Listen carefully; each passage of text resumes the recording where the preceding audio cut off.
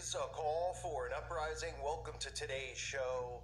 Well, if you haven't heard, there's another movie being pushed featuring cannibalism, witches. Let's take a look. You might be familiar with the tale of Hansel and Gretel, but now it's called Gretel and Hansel, which of course people will say, well, why would they reverse it? Well, they do everything in reverse, right? Aleister Crowley's law of reversal. So instead of Hansel and Gretel, it's Gretel and Hansel, and, well, you can take a look for yourself at the disturbing trailer. A fairy tale has a way of getting into your head. Make your acquaintance. I'm called Gretel, and this rough one here is my brother Hansel. There's too much, and it isn't right. You're scared. There's something wrong here. I hate for you to start something you can't stop.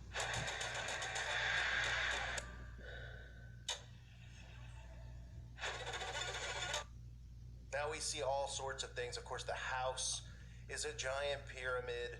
They do the all-seeing eye symbolism. But let's talk a little bit about the fact that we live in a country where in school, Hansel and Gretel, this is no joke, in school, this is supposedly a fairy tale that is taught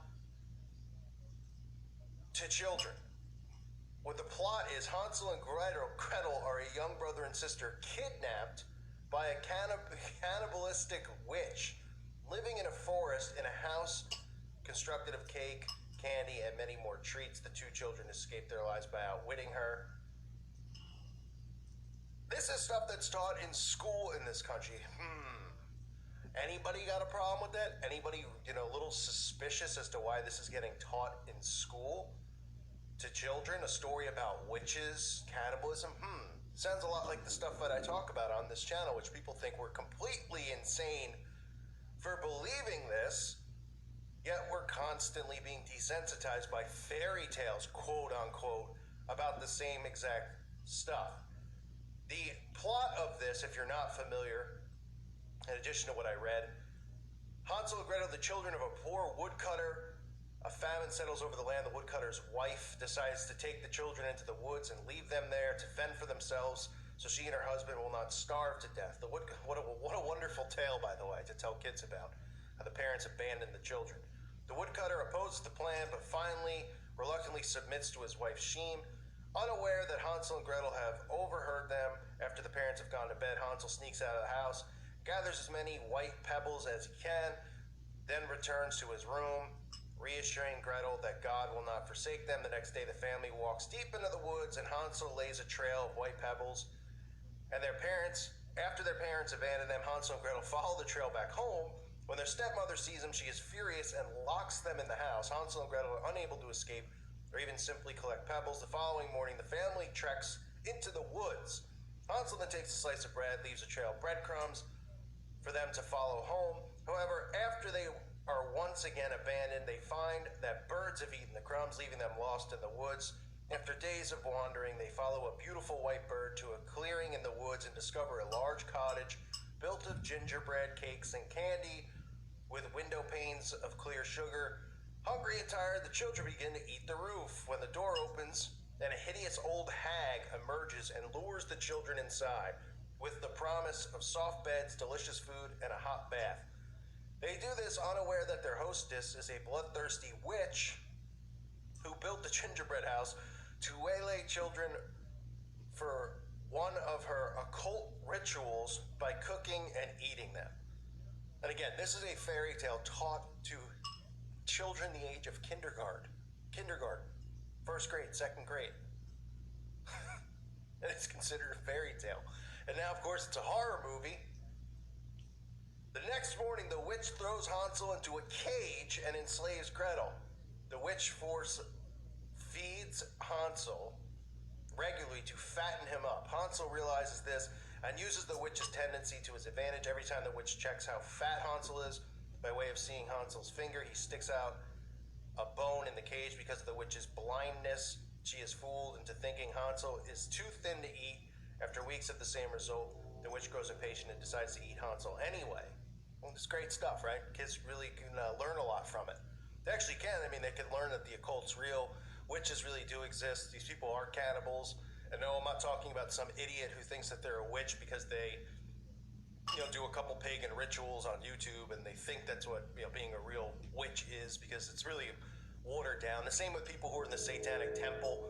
They're like, whoa, I'm not doing that, because they get a certificate in the mail. I'm talking about people who actually practice deep into the occult. You follow Crowley's teachings, follow these, just sickening rituals that they do.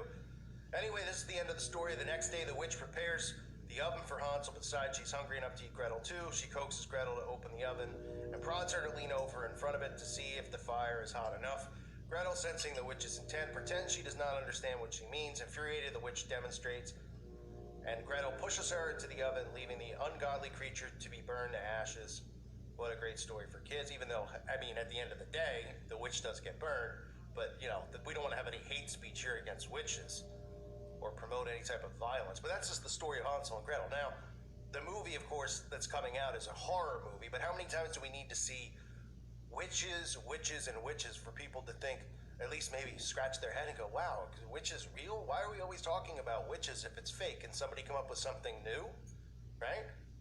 Can somebody come up with some type of a new creature, a new character? Or we just constantly have to talk about magic and witches all the time, and then you want to tell me that I'm insane for thinking that it's real because they're using predictive programming and deflection, and everything that they're saying is fiction is truly reality, and then everything that you see on the news, which is really fiction, people think is the reality of the world we live in. But this is nothing new, because as you've seen on this channel, I've covered all of these shows month after month of movies, television shows, Netflix series, from Sabrina the Teenage Witch being redone, featuring the Baphomet, of course, all over the place, and the pentagrams, the same satanic symbols. Of course, you see the pentagram in the logo for this movie as well, the same pentagram that the Satanists use, the Satanic Temple use. But of course, they're all, wouldn't it be like the same thing? Because they all go, well, we're not Satanists, we're not occultists, even though we use the pentagram as our symbol. Isn't that like the same as you saying, like, you're starting your own company and you want to make shoes and you use Nike's logo? Somebody be like, isn't that Nike's logo? And you're calling it Dikey or something like that. Wouldn't somebody be like, wait a minute, you're using the same exact thing? Or like, somebody using the cross to represent Christianity. And they're like, no, but this isn't a church that believes in Jesus Christ. They'd be like, well, you probably shouldn't use the cross, because if the cross is out front, people are going to drive by. They're going to think it's a Christian church, a Baptist church. Oh, right. I guess I shouldn't if, inside here we're teaching about paper airplanes and believing, in unicorns. You'd think, right? So we have that remade. We have this, of course, coming out. And I've covered the other stuff. They've redone Charmed. They're redoing the movie The Witches. We have, Magnificent coming out again. More witches, more Baphomet.